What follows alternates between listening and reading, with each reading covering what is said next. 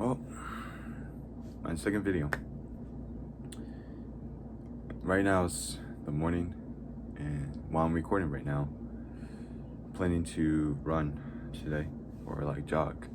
I've been doing it consistently for like 2 weeks now, which I'm pretty proud of.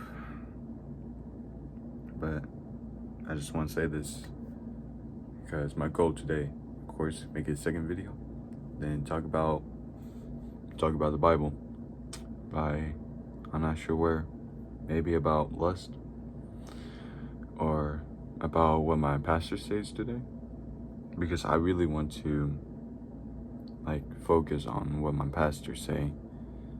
And recently I just keep going to sleep, but now gotta focus, stretch after running, and maybe do some push-ups, and definitely take a shower. And after that, I'm going to sleep again because until service starts, because I'm really tired right now.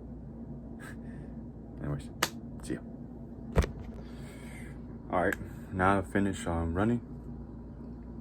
Something that I realized now, like, how do I explain it? Like today, I realized running became a little bit easier, and I was able to do more of it, just like not stopping and just keep pushing forward. To be honest, it was a great feeling. But now I gotta take a shower, and after that, go sleep into church. Nah, I'm definitely going to eat because I'm really hungry right now. But I want to read the Bible a little bit before I go to church.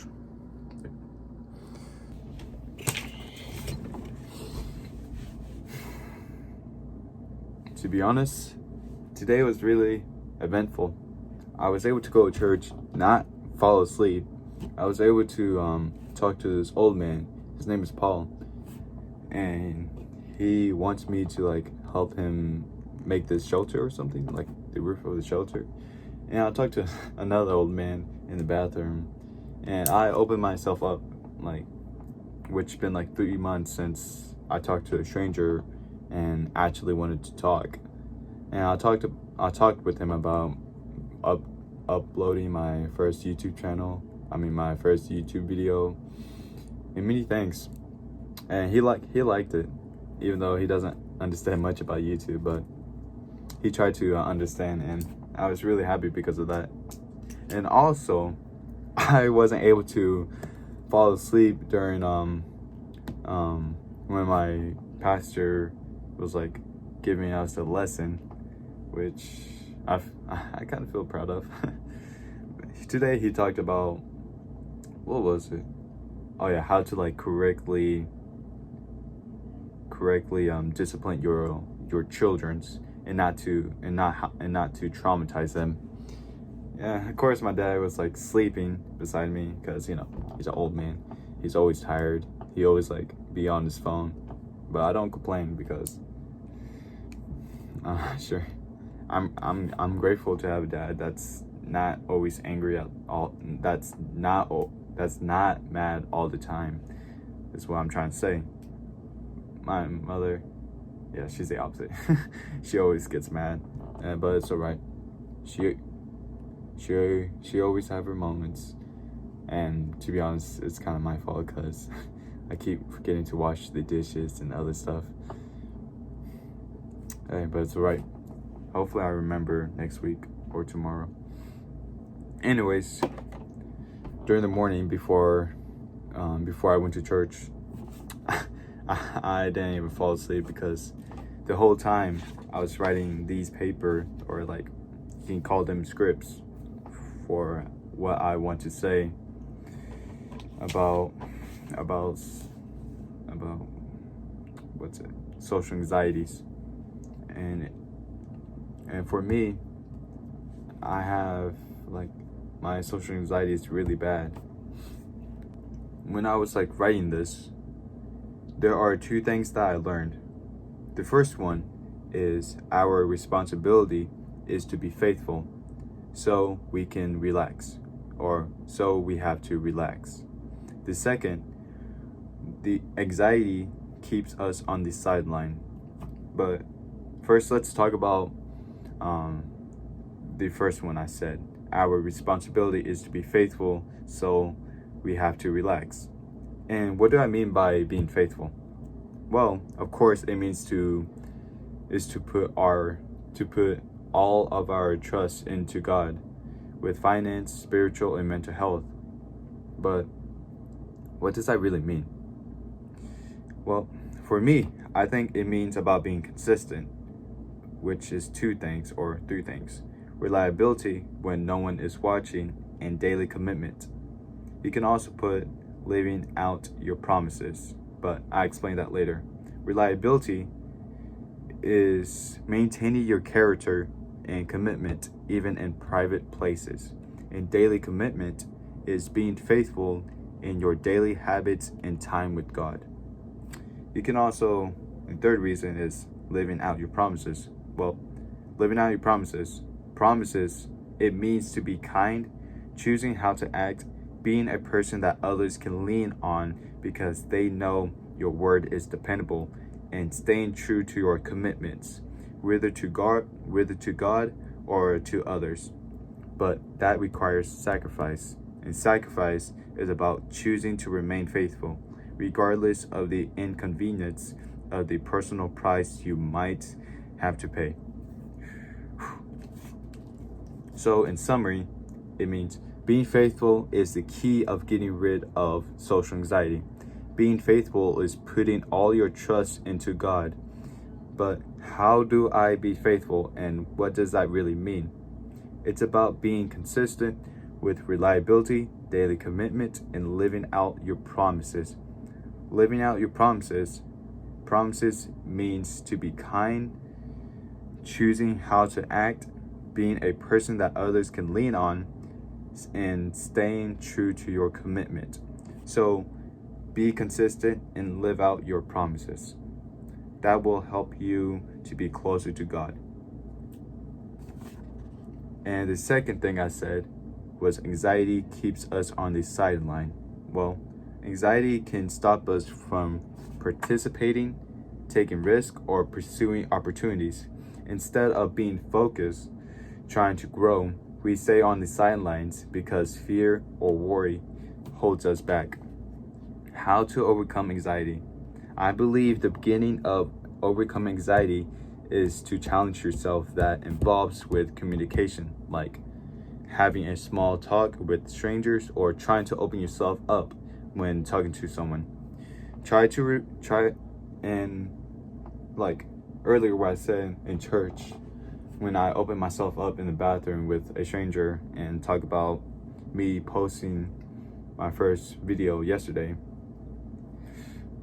I was really happy, but I can use that as an example as right now. But you have to realize there's nothing that's earthly material that can numb your anxiety. And what do I mean by earthly material is pretty much, it's like man-made, or like drugs or sex or alcohol or other things or dope, pretty much something that gives you instant dopamine. But like, there is no amount of self-help book that you can use to cure your anxiety. There is no amount of alcohol that can numb it, and there is no amount of drugs or sex that will help it. I believe this will help to overcome anxiety if it feels too much. Wait.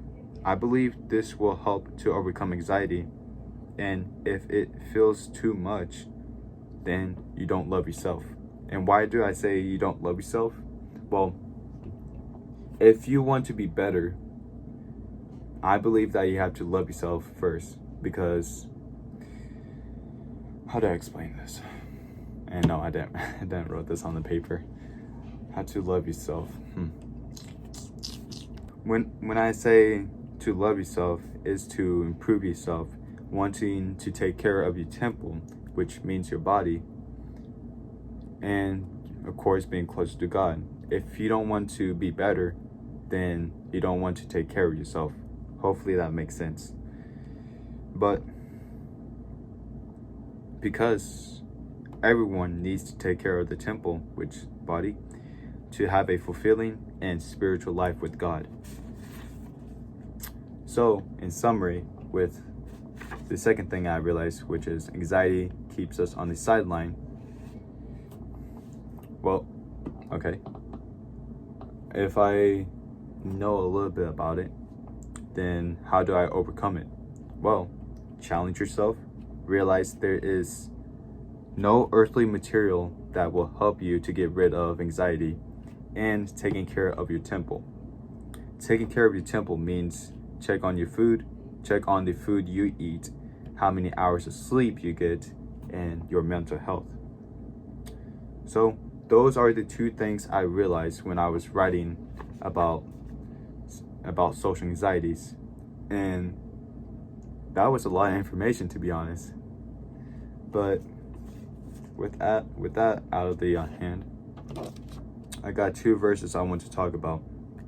The first verse is Psalms 4:8, which says, "In peace I will both lie down and sleep for you, O Lord. Make me dwell in safety." King David wrote this psalm during a time when he was surrounded by enemies and uncertainty. Even though his circumstances were difficult, he chose to trust in God. This tells God is our source of peace. Without him, there is nothing but traps. Real peace doesn't depend on everything. Real peace doesn't depend on everything going well. So explain a little bit more. Usually people think that everything has to be scheduled right, everything has to go in order just to be successful or have like a productive day. But in this verse, that completely overwrites it. Here, David still trusted God even though nothing was going his way. I think he was living in a cave when he wrote this, which furthermore just shows how bad his circumstance or his situation was. But he still believed in God. He still decided to. And later his life, he becomes king, and many riches and all that stuff. Yeah, he was one of the best kings in the Bible, I think. But anyways, so pretty much nothing has to be in order just to find peace, is what this verse is trying to say. So our responsibility is to be faithful, so we have to relax. Oh shoot. And trust leads to God. When we hand our worries to God, we can experience peace even before our problems are solved. I forgot to say that, but it's alright. So our responsibility is to be faithful, so we have to relax. The second verse is 2 Timothy 1:7. For God gave us a spirit not to fear, but of power and love and self-control. A young church leader named Paul the Apostle wrote this letter to Timothy, a young church leader who may have felt intimidated by persecution and the responsibility of leading others. Paul reminds Timothy that God gives believers power, love, and a sound mind. Well, what do I mean by these three? Well, power means strength through the Holy Spirit to do what is right, even when it's difficult. Love, the ability to care for God and others instead of being controlled by selfish fear. And 3, a sound mind, a self-control, wisdom, and clear thinking instead of panic.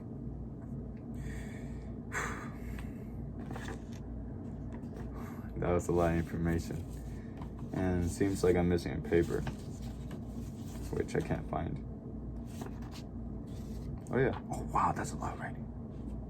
My bad. So does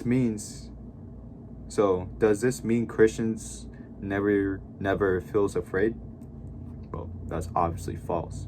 Many faithful people in the Bible experience fear.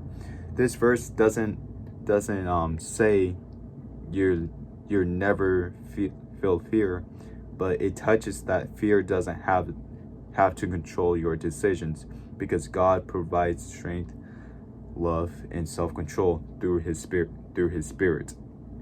How these verses fit together?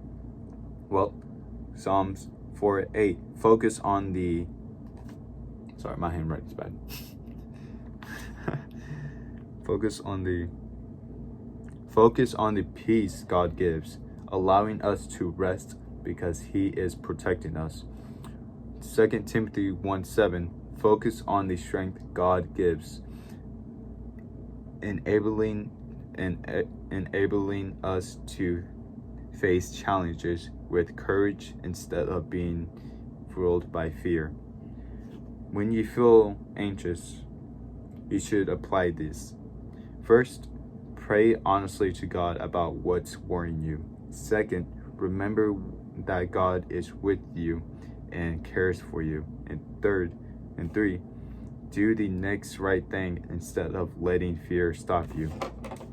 And 4, trust God with the outcome. Together, these verses remind that God gives us peace for our hearts and courage for our actions. Peace helps us rest, and courage helps us move forward in faith. Hopefully that makes sense, because I think it took like 2 hours to write all of this. So, well, I know I won't do my best in like my second video, but I have no consequence of trying, right? For our actions, peace helps us rest and courage. Well, all that together, 2 hours is crazy. I will definitely apply this to myself, which I think I already did in church, because I wasn't that afraid this time, which I'm really glad about. And I'm definitely going to write these 4 things to do, like these 4 things when you feel anxious, apply this. Well, this is my second video. I hope someone watches this, and I hope they actually listen and just ignore all my stutters. And I hope they realize I'm really trying here. Well, goodbye, and thank you for watching.